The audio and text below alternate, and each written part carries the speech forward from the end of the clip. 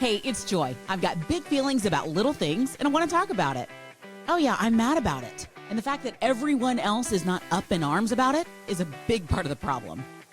Oh, I bawled my eyes out, like I always do. It was the sweetest thing. Oh, it was the cutest thing. It was the funniest thing. Thanks for being here. Let's go. Hi. How are you? So glad that you're here. I left you on a little bit of a cliffhanger last week.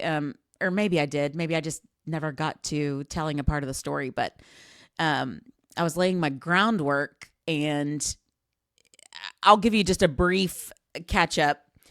But if you want the whole story, please go back and listen. As a matter of fact, download every episode while you're at it. So I was talking about how, as much as I loved being on the radio during that time in my life when that was my job, and I did love it, there were certain circumstances in which it all kind of looked the same, but I was getting less out of it. I was not enjoying it as much because on the spectrum of what that can look like, I was further away from the side that I really loved and what I really appreciated and wanted to be part of. And I was stuck in the other side. And that, when you get into a circumstance like that, which I've seen it a million times in the medical world as well, I've seen it in business world sometimes too. It's like you're so close to doing what you want to do, but you're far enough away that you're just not quite getting out of it what you want. And there's a very big difference between, like, let's say somebody is in school and on their way up a ladder, like, oh, I want to go to nursing school, but in the meantime, I'm working as a patient tech and working around all these nurses and, trying to pick up what I can, but getting ready to go to school and with the goal of I'm going to be a nurse one day. That's a very different mindset than I've been doing this for 25 years and I always wished I had gone to nursing school and I never did. And so here I am around all these nurses that I'm smarter than, probably. I would be better at this than them, but here we are. And they're asking me to come help them do their job. There's very different vibes there. But I was in a spot where, kind of knowing the other side of the spectrum, I was really not quite satisfied in what I was doing, and I wasn't getting much out of it. And the reason that I told that story is because I've been finding myself in that position here at this podcast. I started this like 2 years ago, having thought for many years that I would do a podcast or get back into broadcasting somehow or do something. And that arc looked very interesting over time too. I had a friend who I used to work with, and I thought we would do a really good podcast together, I think. And I asked him, hey, can we do a podcast together? And he said no, which, I respected, because I was like, do not drag me along. Do not lead me. What's the phrase I'm trying to think of? Like, don't lead me on. If the answer is no, say no, which he did, which I appreciated. Down the line, I'm trying to think now why we did this. We did a couple of practice episodes to see, like, what would this be like? What would this sound like? And if I could have been honest with myself at that time, which I wasn't quite ready to do, but if I could have been honest with myself, I would have known this is fantastic, but it's not going to work because both of us want to be the executive producer. If you want to do a show and you want to play this role, or I'll play that role, or we can have like what our relationship is, but adjust it a little bit for the audience. Great. But somebody has to be driving the train. And for the two of you to drive the same train and there's only one steering wheel, that takes a very special pair. Just because maybe if you've worked together for a long time or you just have those personalities or you're married or something, but I know he would have wanted to be in charge and I wanted to be in charge too. We're both very talented, I think. So we would have had good ideas, but they wouldn't have been the same. And so ultimately him saying no to me really hurt my feelings. And I felt very sad, rejected, and just bummed. Like, that was an opportunity I wanted. Again, in hindsight, thank God that happened, because if we had worked toward it and it had failed, I would have said, well, you should have let me be in charge, which wouldn't have changed anything. And if we would have taken off, I think that would have really blown up. I just know I probably wouldn't have handled that well. And without knowing that, I needed to just be brave and do it on my own. Like, that is what needed to happen. And I was looking at it as someone saying, I do not want to be 80 years old and look back and say, yeah, I had a really good life. You know what? It's weird. I always thought I would do a podcast. I always thought I would just do a podcast, and realizing, well, I'm getting older every single year, and I'm not just going to accidentally wake up and have a studio downstairs or have a place to go or have a podcast that I need to upload that day. Like, it doesn't accidentally happen. So if I'm going to be 80 and not looking back with regret, this is the time. I need to do this. So I made a little deadline for myself. I told some people to keep me accountable. Like, I sat with my cousin and I said, put a note in your phone, April 3rd. And I need you to text me, where are we on the podcast? Because I needed to know somebody out there knew I was going to do it. And if I don't do it, fine, it's only on me. But I needed that little push. I have enough people pleasing, don't want to be embarrassed. I have enough of that accountability helps a lot. Doesn't do everything for me, but it helps a lot. So here I go. My friend and my cousin James kindly had for many years said, if you ever want to do anything and you need some help, I'll help you. I'm smart and I have equipment, and not like this kind of equipment, but like I have a computer. And he and I literally sat down to be like, how do you do a podcast? How do you get from, it doesn't bother me one bit to have a microphone in my face, to I can click on Apple Podcasts and here's your podcast? How do we get from here to there? And those first few months were very frustrating for me, because I was very much in the circumstance that I talked about last week. I was working on a podcast, which everybody's like, oh, great. That makes total sense. I figured you would do one day or whatever. But the only thing that I wanted to do, and the only thing that I was good at, was with a microphone in my face. All this other stuff, let me figure out what server to use, and let me figure out what format to put this in, and let me figure out, I didn't care about any of that. But I had to do it. That was part of it.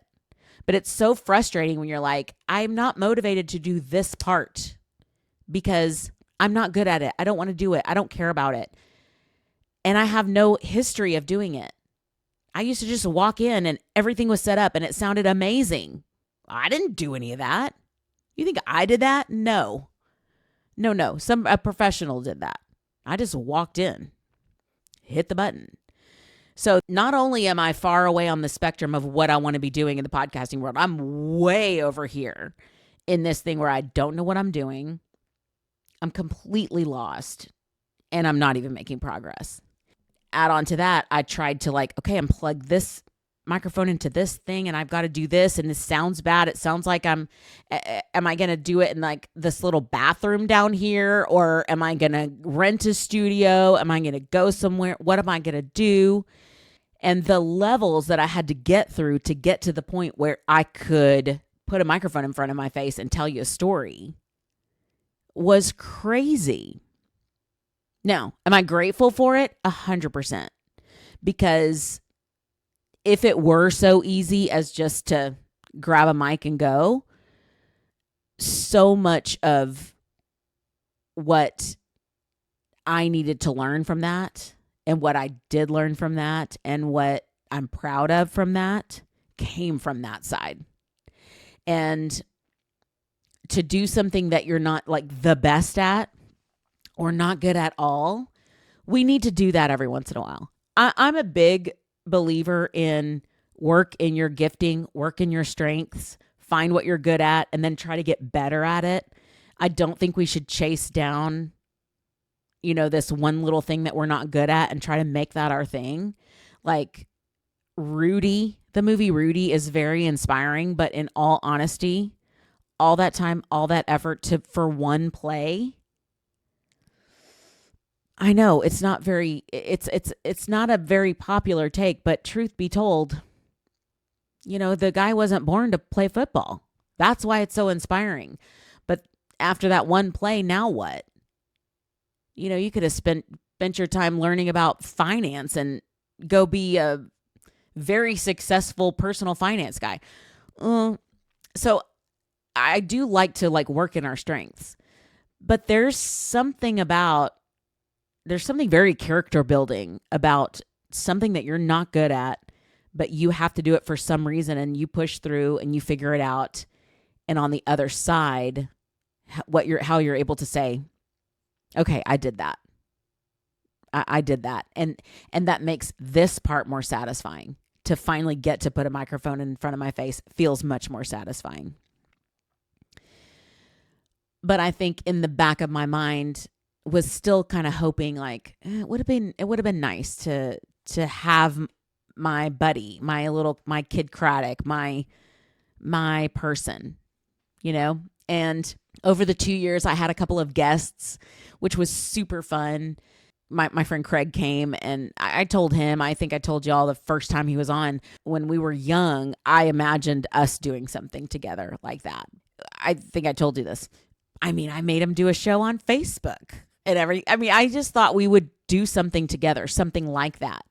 And with that as a comparison, is to say hey, this would be what it would be like if you had your buddy all the time.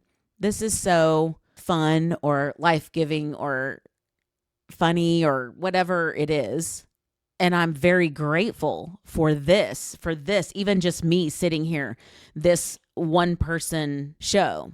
But it's not scratching the itch in the way that I need it to.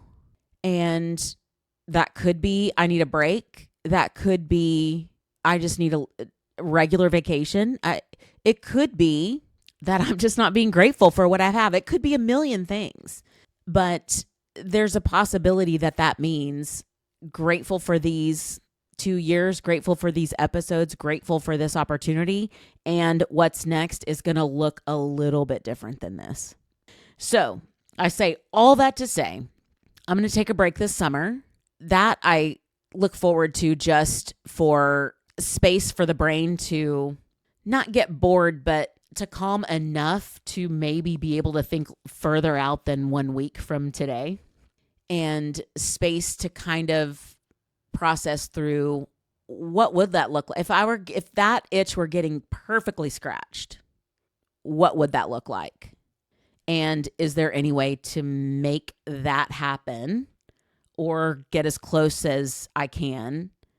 So that could look like I take a break, I come back in the fall, and it's season 3 of this exact same podcast.